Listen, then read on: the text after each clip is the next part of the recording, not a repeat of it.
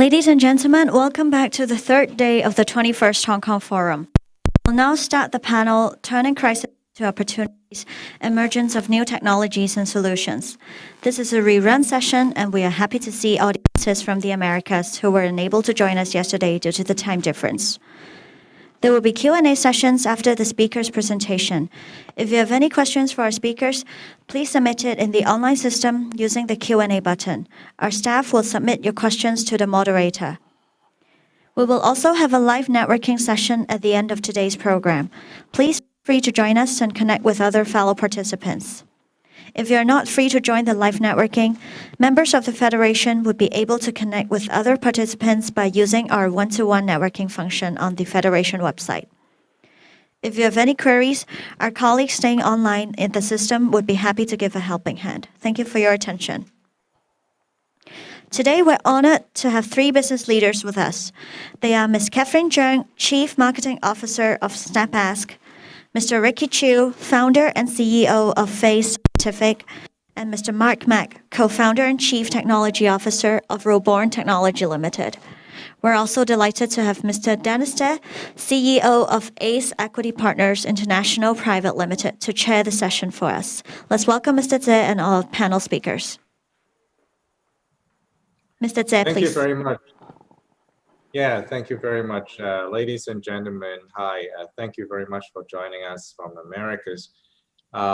This is actually a very exciting session in the sense that when people say pandemics is the great equalizer, we are really seeing how Hong Kong as a not so well-known startup economy coming out with breaking out interesting companies like the three coming out here. As you just heard what the MC has mentioned, the companies represented here represents a variety of different industries. We have ad tech companies, we have robotics companies, we have health tech companies. So what I'm trying to do with this in face of this diverse background is that we will try to extract the common success denominators across these three startups and try to identify how they break out in this pandemic and how they come up with the new ideas. And then more importantly, what is the next step after this little hiccup that we are facing on Earth? So to achieve that, I'm going to ask each of the three panelists the following questions. First of all, obviously, would be, what does your company do? And then second question is, how did your company break out during this pandemic season? And then thirdly, what has been the biggest takeaway in this pandemic in terms of validating and shaping the nature of your the nature of your core competence of your business? With that, why don't we start with Catherine with SnapAsk. So hello everyone, this is my honor today to share with you SnapAsk's founding story and some of our latest product development during the pandemic. So SnapAsk is actually founded in 2015, and when you have a questions in hand, we connect you with a qualified university tutor so that you can have a one-on-one on-demand academic support. So right now, SnapAsk, after 5 years of operation time, we are serving over 3.5 million students across 9 countries. And on our platform, we have over 350,000 tutors on our platform. And SnapAsk's mission is always about providing the best personalized learning support that we can so that students can have their instant learning support at any time. So let's take a step back and then really to take a closer look on what our daily life of our students looks like. So starting from 8 a.m. in the morning, they have to go to school and then they have to learn all the things in their curriculum. And then after maybe 6 to 7 hours of learning, they will have to go to tutorial school to continue with their learning and then prepare for the exam. And then at the end, in the evening, they will have to go to school, go back to home, and then they will go to the third stage, that is to self-study at home. So during the 3 stage that you see, every day they are facing countless examination, countless tests, and not to mention on the homework and assignments that they have to finish, and also prepare for tomorrow's new concept and new topics that they have to learn. So SnapUs see this whole process as lack of personalized support, and it's impossible for them to get instant support during, like, if I have any questions, if I have any doubts with any topics or any concept. It's impossible for me to stop for a while and then get that question sorted out first. And then there will be no data tracking as well. So I do not know what kind of questions that I ask after school because I have never tracked that during offline. So after 3 years of preparation, they have to face the university entrance exam, which is only one shot because only 10% of them can get to top universities. So you can only imagine how much pressure that they're facing. So our founder, Timothy Yu, thinks that what if we could provide personalized learning support to the students to solve the questions immediately so that the snowball effect won't happen. They could clear the doubts at any time. So that's how SnapUs work. So it's basically when you have a questions in hand, you snap a picture of your homework questions, and then you select the subject, select the grade level, and then we'll instantly match you to a tutor, and then you two will enter a one-on-one chat room so that the tutor could elaborate and explain to you more on the concept that you're missing, and then what are the areas that you should improve on. And I also prepare a video to show you how SnapUs works. This is the Snap Ask app. With us, you can study at your pace, at your place. Meet all the verified best passionate tutors in one app. Not even kidding. You can study all day, even during midnight. Ask any questions across different levels and subjects with just a few clicks. Simply snap a photo of the question, choose either answer checking or detailed explanation, pick the right level and subject of your question. You can send questions to all tutors or just your favorite ones. Press send, and the perfect tutor will be on their way in a few seconds. The best thing about this, there's no time limit. Get help on the questions using text, voice messages, or photos. Press end session when you have fully understood the question.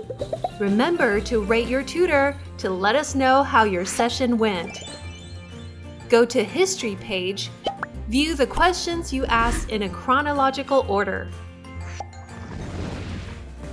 This is the Snap Ask app. Learn at your pace, at your place.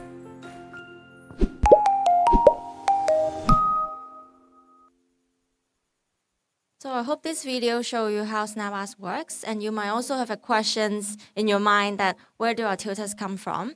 So our 350,000 tutors are actually handpicked by our staff, and then we need to certify with them with their certificate, with their university entrance exam result. So only 25% of all the applicants could eventually become SnapUs certified tutor. So we make the process very straight in order to make sure that we have the best tutor quality on our platform. And we also have a rating-based matching. So before I mentioned that we only, like, the whole matching process will take you less than 30 seconds. And right now, after a session that we could receive all and comments from students so that the students could give feedback to the tutor. And then we also have a teaching quality score dashboard for tutor to understand how they could improve in different areas, such as if I explain the certain topics clearly, do I give enough guidelines to the students? So it will also help to improve on our matching students with a right tutor. And last but not least, we also have a learning record to track the whole learning process of students. So students can see what are the subjects that they are lagging behind, and then what will be the prime time for them to study at night. So they will understand better on how should they manage their time to put in more effort to the subjects that they are lagging behind, and maybe to also get a sense of what time should they really do the study. And during the pandemic, we also understand from students that Q&A service wouldn't be sufficient for them to learn during the whole study at home time. So we also launched a new feature called Snap Ask course. And we have different videos on different topics, so as to make sure that they could really learn the school curriculum in a high quality materials. And we also partner that with a coursework, so after you watch the video, you could always go back and apply them to your studies. And if you have any questions about the homework, about the assignment, there's also live interactions that you can get help from our instructor. So this is how the course looks like, and then we want to make sure that they have all the materials that they need to prepare for their entrance exam. And we also want to make sure that learning is fun for students. Sometimes it feels like very difficult to study every day. So during the pandemic, we also see that students actually want to have some relaxed time. And then we launched Snap Ask Live. So every day at 8 p.m. Hong Kong time. And then we'll have Snap Ask Live to cover different subjects, funny topic, including Chinese, English, mathematics. So with Snap Ask course, Snap Ask Live, and also with a one-on-one chat session, practice questions, and also student learning dashboard, we hope to provide a one-stop learning platform to students so that everything they need in terms of materials, practice questions, they could fulfill inside one application. So also, there's one question about what makes Snap Ask successful in launching to different countries within a very short period of time. So I think the whole idea is about bringing the happiness and also building the best learning experience to the students, because one size really does not fit all. So it can apply to the learning pains and also with the education system flaw, how people learn. So Snap Ask really hope to provide a personalized learning support to students. So we always start with local research when we decide to launch to a new region, because it will define what the education system looks like, what features we need to build in order to fit what types of target audience. And the second thing is also to recruit the best team locally, because you have to rely a lot on the local know-how and also rely on their insight on some of the things that what are the local audience are looking for. And then last thing that we'll always do is to create the right demand and supply, because we believe that if you provide the best learning journey for the students, nobody else can copy your service. So about education is something that we always believe at Snap Ask, is we want to change the way people learn in a way that in the past, you have to go to tutorial center, you have to go to school. There's a lot of active movement that you have to do. But right now, we change it to tutor actually comes to you. It's very simple for you to ask the questions, and then it doesn't feel very difficult for you to get help. And the second thing is also you can have a genuine feedback to our tutor so that you could actively participate in the whole learning journey.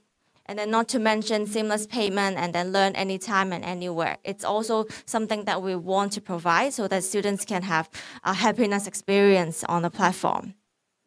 So at the end, I would like to close this presentation with Snap Ask's mission, that is to maximize study efficiency with personalized learning experience. Thank you. Thank you very much, Catherine. You hit on a few very important points that can be universally applied to startups, I would say not only in Asia, but also across the world. And I can summarize it as follows. Number one, right now everyone is so attuned to using Uber and all the mobile apps. Especially for younger generation, they adapted to the mobile application environment.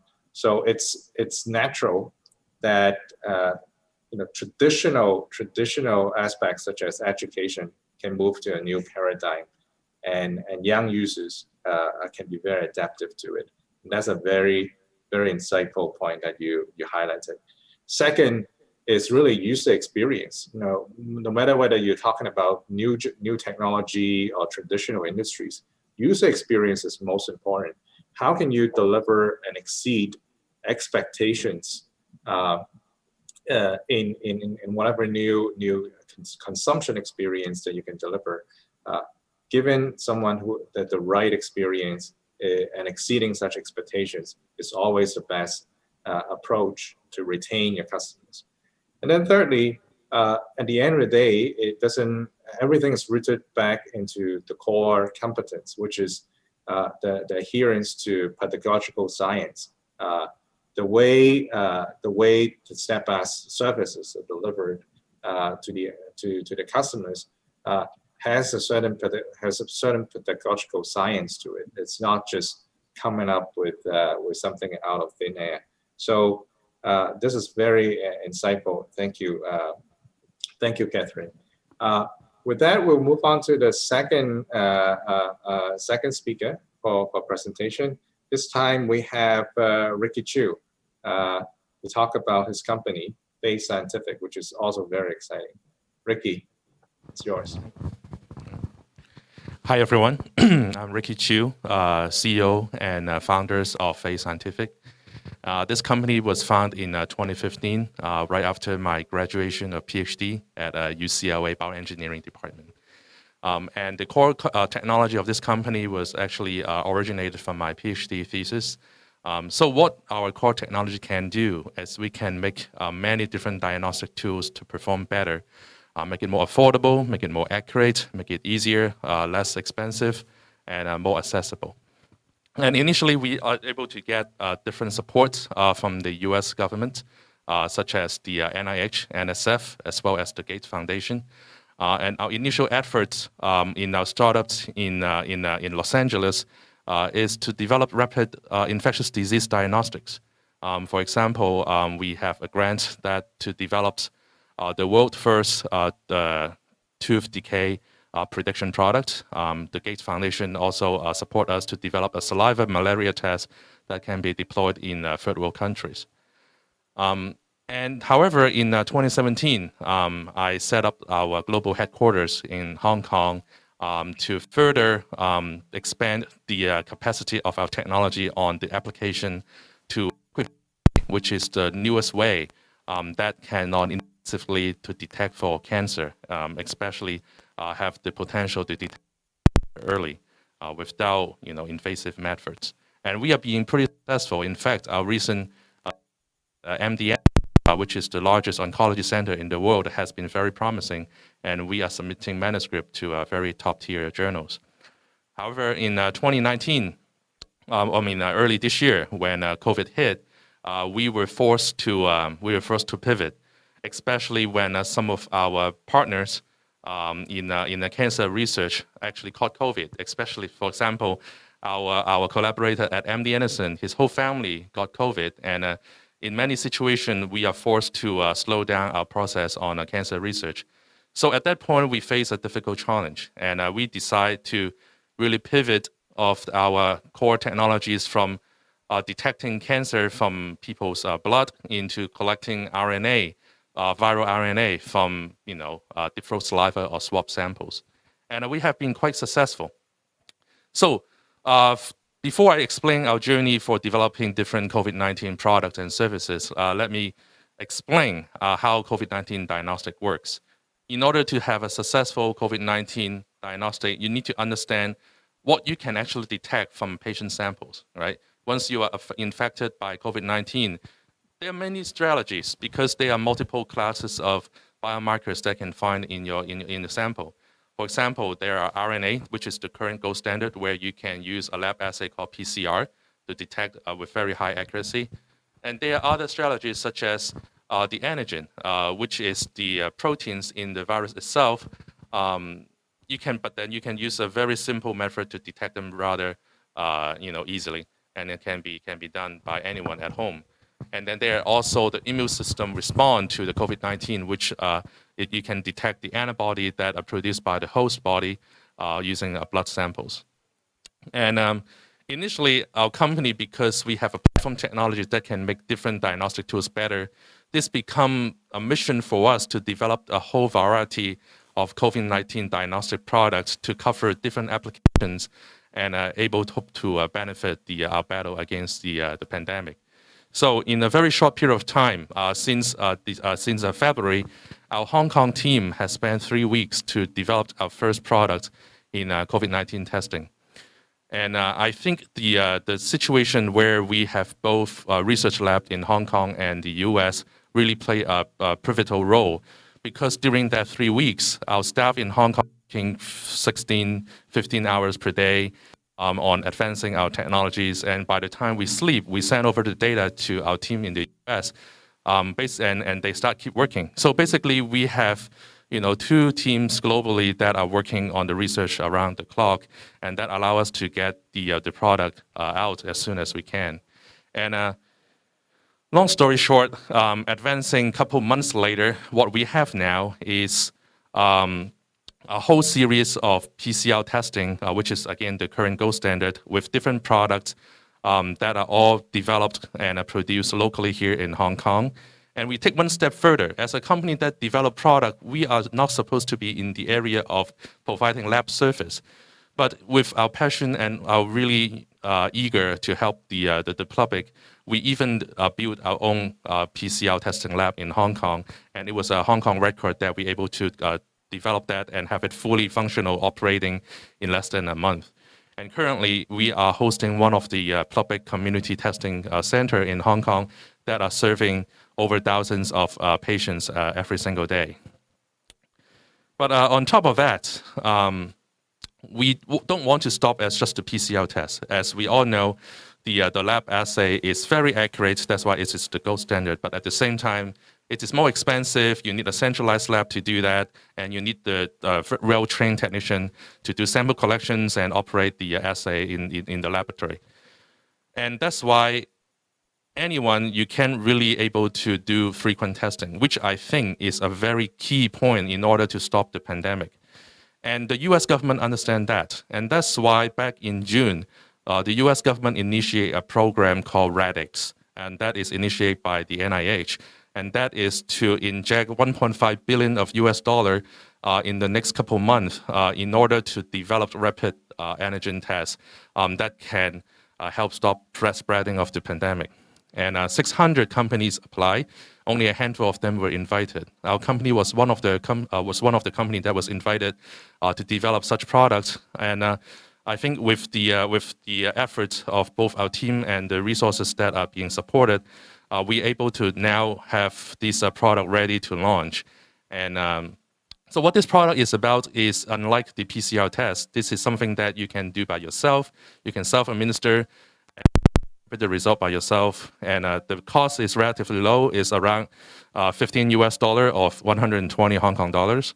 The result can happen in 20 minutes, and it have an accuracy 90% of the PCR test, which I think is good enough. And with something like that, we want to use this frequently, encouraging people to use this frequently. And we already have many incidents that we are able to come into rescue. For example, a local outbreak in a local hospital where 3,000 staff were instantly able to screen for whether they are positive or negative in a relatively short time. From the point of view of public health, we want to ensure everyone that able to run the tests can be monitored by the public authority. And with that, we also get ourselves out of the comfort zone to also develop a complementary app to ensure all the users can capture the result, analyze the result, provide more sensitive results, and at the same time, we're able to follow them up if the result is positive. Since we are the only local lab in Hong Kong that also provide the PCR test, we can actually provide free PCR service to the patient who actually caught positive with our rapid diagnostics. So all in all, I believe for the past couple months, our team did amazing jobs in order to get to where we are. But I think it is all relied on the innovation mindset that our company possess. And at the same time, I think the fact that we have 2 locations in the US and in Hong Kong really make a significant difference in this pandemic. As I mentioned, that we are able to work around the clock in a crisis. And at the same time, for in this pandemic, if you may remember back in February, there wasn't really too much care or or seriousness from the U.S. or the Europe government. But in Hong Kong, since we have gone through the SARS epidemic, we fully understand the seriousness of this of COVID-19, and that's why we spend a lot of effort to develop COVID-19 product. And at the same time, after a few months, when the pandemic situation died down in China and Hong Kong, all the local company research slowed down because they really don't have access to sample. However, as you may remember, back in May and June, there are a lot of outbreaks happening in the US. That really doesn't stop our effort in further advancing our technologies and doing clinical trials. And that's why we have clinical trials set up in Hong Kong, we set up in California, we set up in Nevada, really able to provide real-time, good quality data to support and further advance our product. So I think we are pretty in a unique situation, but I think we are very appreciative to have set our headquarters here in Hong Kong, at the same time serving different patients globally. Thank you for your time. Great, Ricky. This is a very, very insightful story and very inspiring too. And I think we can extract a few key attributes from your story. Number one is sometimes opportunity came about accidentally, and like Napoleon says, luck comes to those who are well prepared. The fact that you ran into this opportunity somewhat in a forced way, you're able to make the pivot and capture the opportunity in this pandemic. And the other thing which is very important is that in this environment, there's no room for complacency, right?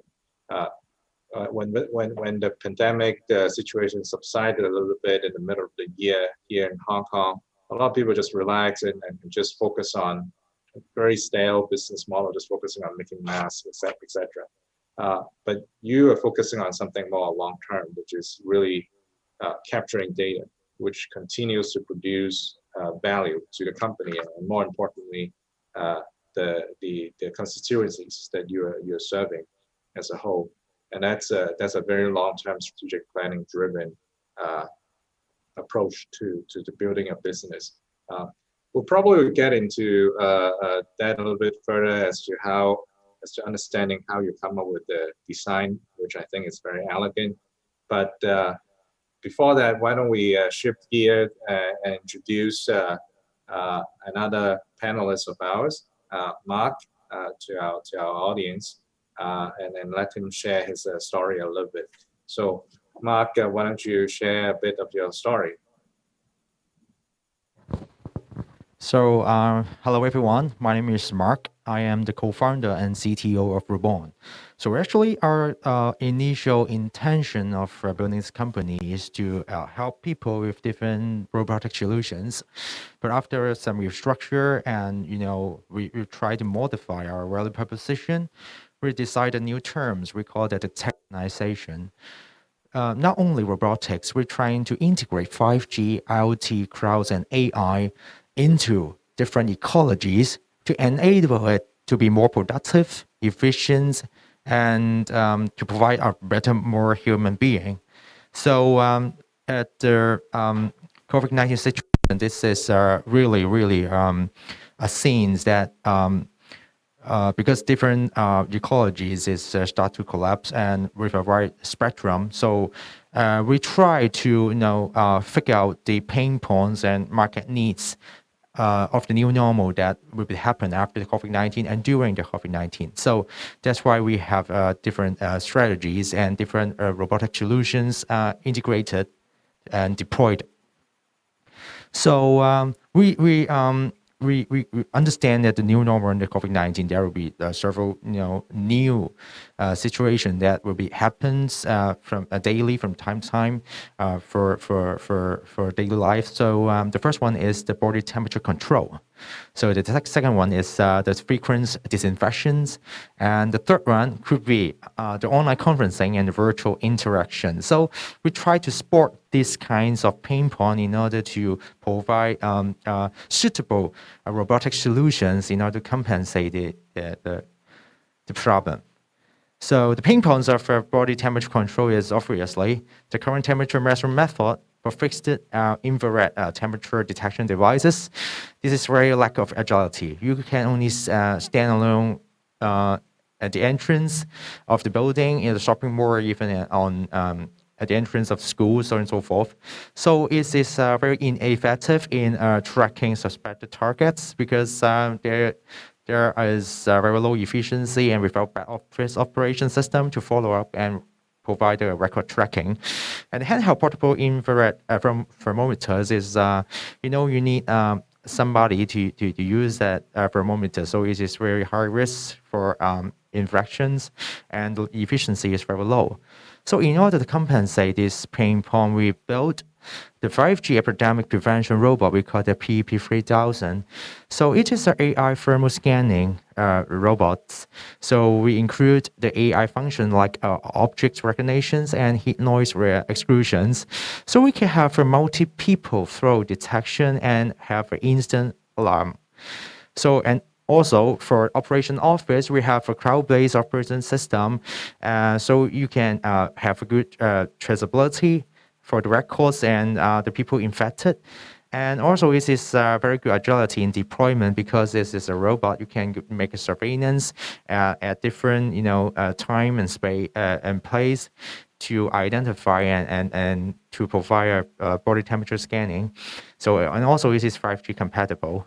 So we built this in order to support the containment strategy by the Hong Kong SAR government against COVID-19. And also we try to protect the frontline staff and reduce their workload. So we have lots of job references. So most of them are deployed into the government sector and public sector, like schools, like different public sectors, like medical centers, and some association like the Red Cross and different elder care homes. So we have been very appreciated that Mrs. Carol Lam is supporting us in deploying into the government sector. So the other pain point of the disinfection is the other pain point of the disinfection robot is the disinfection tools and equipment are very heavy to carry around. So when there's some, infected cases, people were trying to make a disinfection in a very short time. But however, it is difficult to reach certain areas such as the ceilings and all around, and you need very time-consuming progress. For example, you need several hours or even half a day in order to make a complete disinfection. And also, if we are using UVC or other disinfectants robot, like to spray some disinfectants, it is very difficult to make a safety control because some of them are harmful to human body. So you need a protective clothes and something like that in order to make that happen. So in order to compensate this, we built a UVC disinfection robot. We call that Unicorn. So it is a UVC disinfection robot with a 360-degree camera embedded in order to provide people and operators a very safe environment in order to do the disinfection. It is very bad efficient. So we have been into a different center. High mobility and cross obstacle very easily and go to battlefields and even different trash station. So it is easily and very effective. So for outdoor disinfection, we have some solutions because currently the large areas in outdoor require more disinfectants and more staff. So we need even more stronger mobility to deploy in the outdoor environment. And also, as disinfectant is very heavy, you need a very, heavy function robots in order to compensate this. So as a result, we built an outdoor disinfection robot called Sao Wu, which means protection in Cantonese. So this is an outdoor disinfection robot with a very strong deployment with strong mobility. It can spray different disinfectants constantly and consistently with an AI function.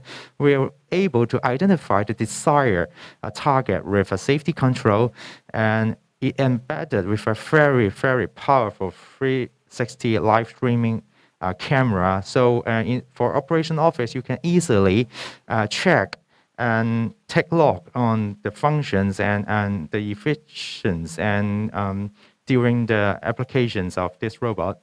So we are able to enhance to reduce the risk of a virus transmission in public, because people, were trying to live normally. So, however, for the fringe or the seats are in the public area, there will be some chances that the virus will remain and that will spread the virus from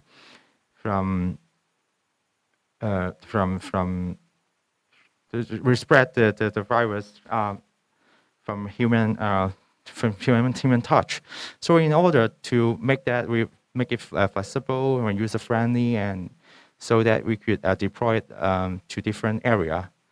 So here shows some demonstration of the robots.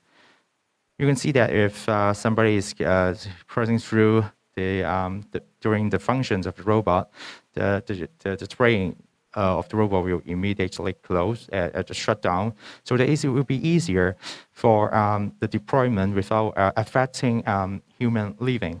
So this is very important when we design this robot. So for example, another pain point of the online conferencing and virtual interaction, because currently we only have a chance for virtual conferencing is limited interaction. So we try to build this video conferencing robot called Freedom. So the features of this Freedom is the mobility and movement with the smart human tracking function. So it would trace you during your virtual tour and even your conferencing or meeting. So you can control easily a zoom in and zoom out function, as well as the lighting function by our advanced motion control technology. So we provide more smooth and stable meeting and even live streaming with the 5G network. So we can enrich the experience for virtual tour, like live broadcasting and even the remote meeting in different sites. So currently our company is based in Hong Kong, but we are not only focusing on Hong Kong market. We're trying to focus on in a bi-direction way. For example, we try to deploy our technology, integrate by overseas technologies into the Greater Bay Area in order to spread it in the China market. And also we will integrate and optimize the Greater Bay Areas of China technology, and to try to figure out the standard of different countries in order to spread it into different overseas market. So we are trying to be the middleman and the integrator of our overseas solutions. So that's all for my presentation, and thank you very much for listening. Thank you very much, Mark. I think the salient features of your business is that, unlike a lot of the robotics company peers that you have, you really stand out in terms of your rapid development pace, and this is very inspiring. And in the Q&A session, perhaps we can delve a little bit more as to how you can achieve that. But I guess having a very robust platform that combines both hardware and software is your winning recipe. And the other aspect that I think very, very insightful is that, at least in the company's early stage, having a tight control of the use case and how the use case is going to be applied and developed to customers' real needs, it's just very essential. So with that, thank you for this introductory section. Now we move on to the second part of the panel, which is a Q&A session. And before I start with some individual questions, may I remind the audience that you can actually use the Q&A button to submit questions. I can see your questions right away, so we can make this Q&A session more interactive. With that reminder, why don't I go with a reverse order by asking Mark follow-up questions first. And I think, as a cross-border industrial technology investor, which is what I do day in, day out, I'm particularly fascinated about robotics. So tell us a little bit more about what is the advantage of being situated in the Greater Bay Area? Would that help in your supply chain and sourcing of key components that enable this rapid development, or is it something else? Yes, because we saw some components in the Greater Bay Area, and this is quite easy because we have some experience when I was studying in US. So I'm trying, weeks, to sort one of the components in order to fit into our design. But in the Greater Bay Area, it is completely, you need a short time, you need a days, maybe 2 days for the component sorting, and you have very good logistic, so you can easily get the component in a very short time in 2 or 3 days. So it is definitely rapid the development of our robots. So, and also as you know that Hong Kong is very high rent city. So some of the assemble we need to be supported by the factories of the GBA cities. So in order to lower the cost, we need to make our product more competitive. Yeah, that's a very good point, and we're really utilizing the upgrading of manufacturing capabilities in the Greater Bay Area from basic consumer electronics and IT products to something as complex as a relatively low volume robotic system. So I think Hong Kong is really going hand in hand with the upgrading of Greater Bay Area if we know how to best utilize this moving evolution of the manufacturing ecosystem here. I guess a follow-up question on that is, given your ability to rapidly innovate and excite your end users, may I ask a bold question? Should the incumbent robotics bigger companies be afraid of an upstart like you because you're moving so fast? So this is a very interesting question. I don't think so because we are looking for some cooperation. We enable to make a good ecosystem. We need different market practitioners. So in order, as we are only focused on the tech development and the design of the robotics, so we need the components, we need the factories, we need some integrators and robotic solutions, or even the manufacturers of robotics in order to make a perfect a product. So I think we are looking for on some cooperation instead of become a disruptive market player.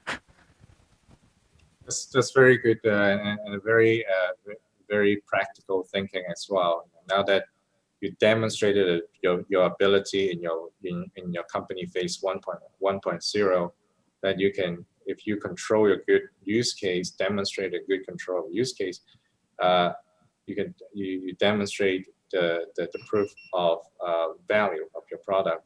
The next phase could be to really propagate this business model by working with strategic integrators downstream and help, especially that will help in your overseas and localized expansion. Very good. The next questions that I would love to do is to direct them to Ricky. And again, and forgive me for using this analogy, when some of the users are looking at your product, right, they're fascinated by the elegance of the design. In that, when you look at the rapid test aid, it's very much operates like a pregnancy test. So I'm not saying it as a joke, but it's really a reflection of the user friendliness of the product. So my question to you is, obviously, the rapid antigen test is a mandate coming out from the U.S. government, right? But at the same time, how it gets delivered, how it gets designed, how the whole operating system, your whole testing regime got designed. That's a lot of unique thinking that goes into it. Can you share with us a little bit from a design thinking perspective how you conceive this whole model, and what are the key things what are the key central assets that you need to have in order to achieve what you're achieving here? Right. So to address your first question about pregnant being like a pregnancy test, this product is actually a pregnancy test, except that it does not test for pregnancy. So the technology on it is very mature, but we have able to modify it so that it can be used to detect something else. And the reason I do that is a lot of people would say, hey, why you do such a low-tech product? But if you look at whatever available product in the market that can be as easy to use, as easy to mass produce, and able to produce very high quality, consistent products, you can't look for super fancy new technology that haven't really figured out how you can mass produce and in a high good quality. That's why this is our intention, to pick a very mature, even ancient technologies to apply our innovations onto it and make a difference. So I think it's a combination of flexibility and understanding what the market actually needs. And I think with that, to your second part of the question, the so-called elegant designs, I think this comes from the fact that our team really understand what our patient want, because our team has over 20 years of experience, understanding the landscape of diagnostic, understanding public health, understanding what on the ground level at home, resource poor settings, what do you actually need? And I think this is kind of also a lot of brainstorming and discussion, and that can only happen when you are in Hong Kong, because in Hong Kong, COVID-19 infectious disease research actually is one of the top in the world places, because we have gone through the SARS pandemic. And with that, I'm able to sound off a lot of ideas and understanding of the situations with the professors and the doctors here in Hong Kong, and get a lot of insight. And with that, then I'm able to combine with our technical know-how to come up with a regime that I think can be more suitable to the population. And I think such a model hopefully can be reproduced in other places. And as you said, it is true that the U.S. government have the insight to mandate to develop such a rapid diagnostic. But I think I'm really hoping to use this product to be the first successful pilot case in Hong Kong, where we can combine both the traditional gold standard PCR test with a very rapid antigen test that can be deployed at home. And I believe this is the best approach that are available right now to help stop the pandemic. Great. And actually, I just got a question from the floor, and they're very impressed, first of all, by the progress that you have achieved in such a short time addressing the pandemic. But the bigger question is, what is next for Face Scientific now that you have pivoted from SCD test to oncology test, now to COVID test?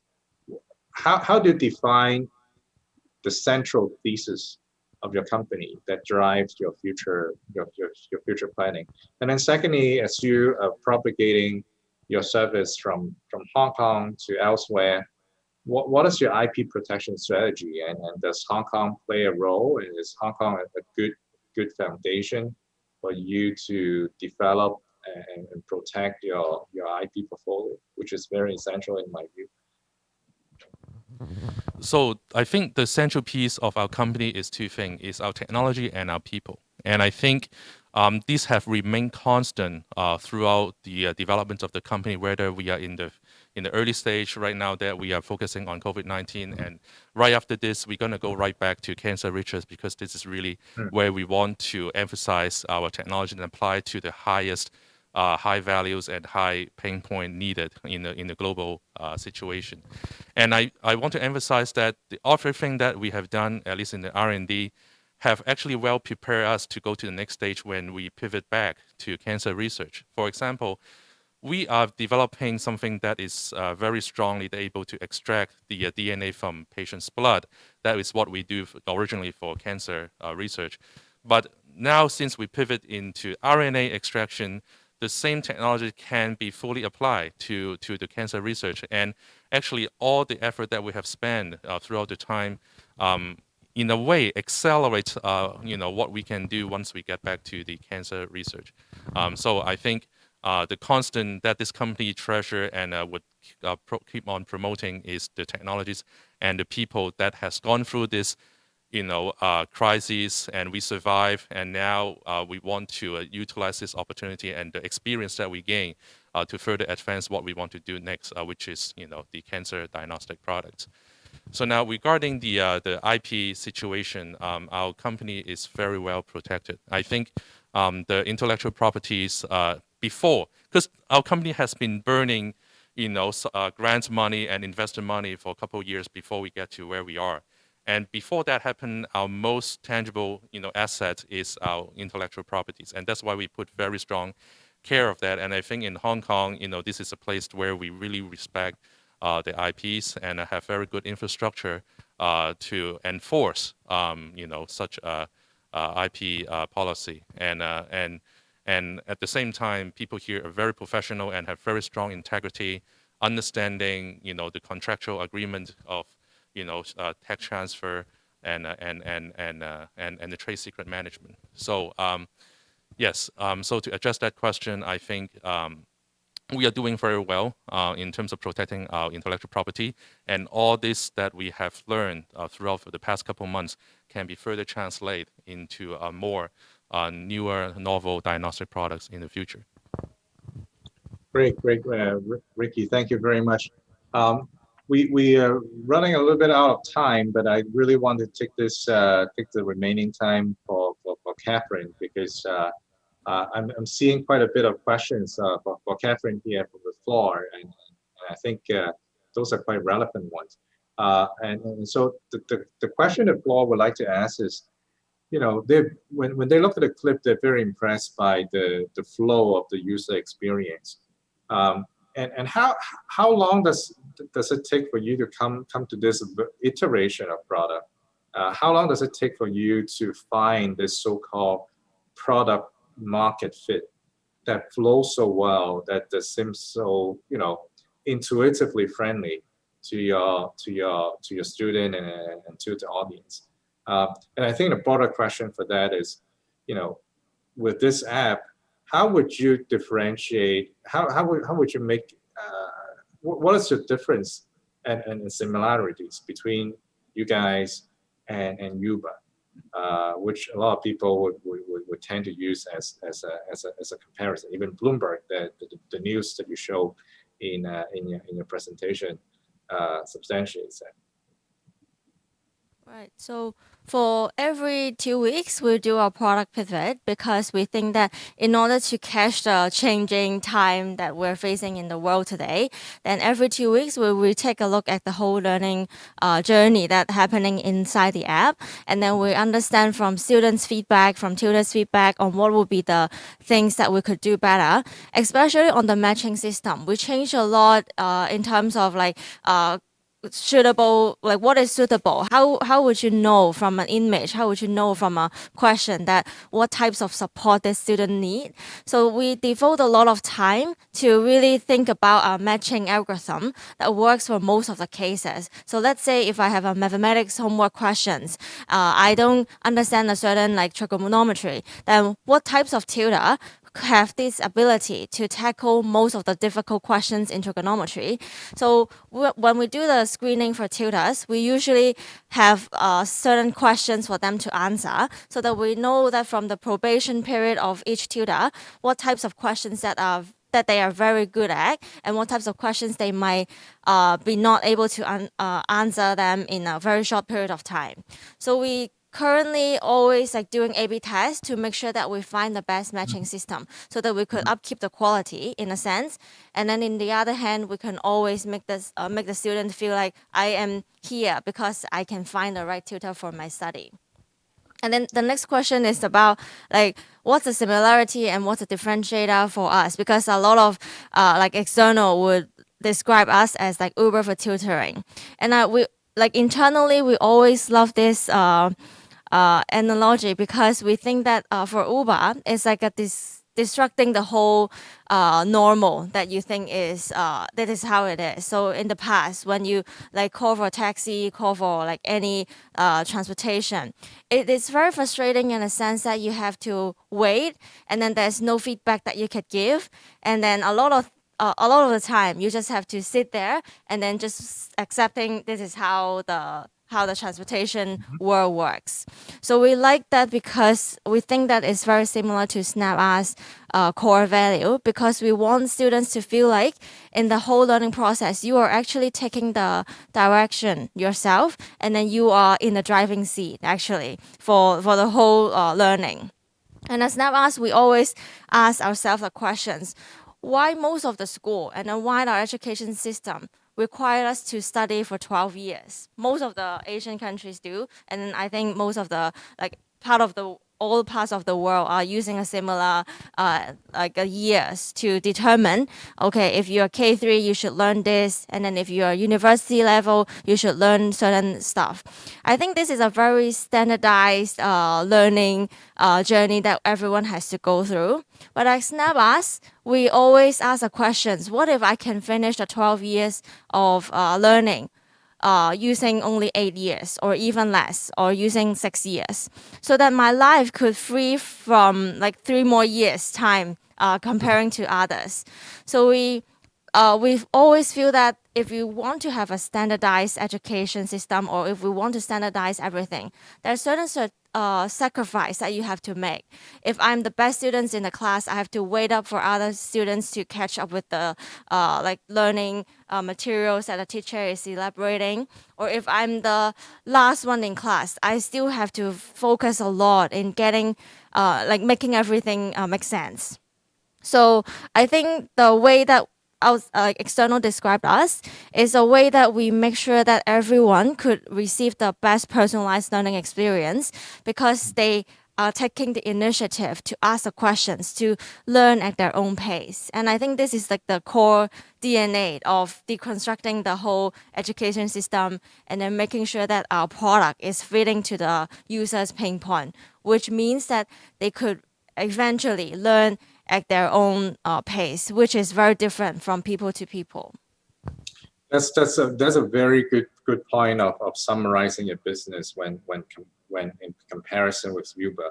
Uber, when you look at the whole model, essentially the AI that goes into the matching is really is only a few dimensions, right?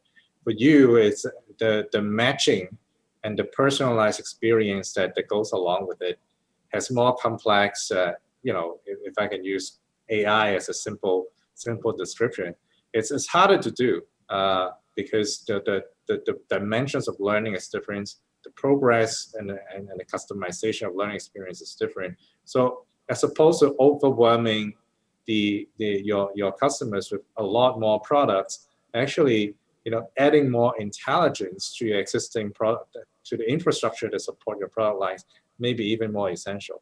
So I hope audience, you find this discussion inspiring, because we are talking about real life experience of these entrepreneurs really thriving in this pandemic environment. And with that, I would like to thank each one of you, Ricky, Catherine, and Mark, for really sharing with us this very precious real life experience. And I hope the audience can really learn from these guys, because there are a lot of very good takeaways that we can learn from them, especially with respect to how startups can actually make the best out of where these companies are, which is Hong Kong and the Greater Bay Area. Thank you very much for today, and I hope you will enjoy the ensuing networking session after this.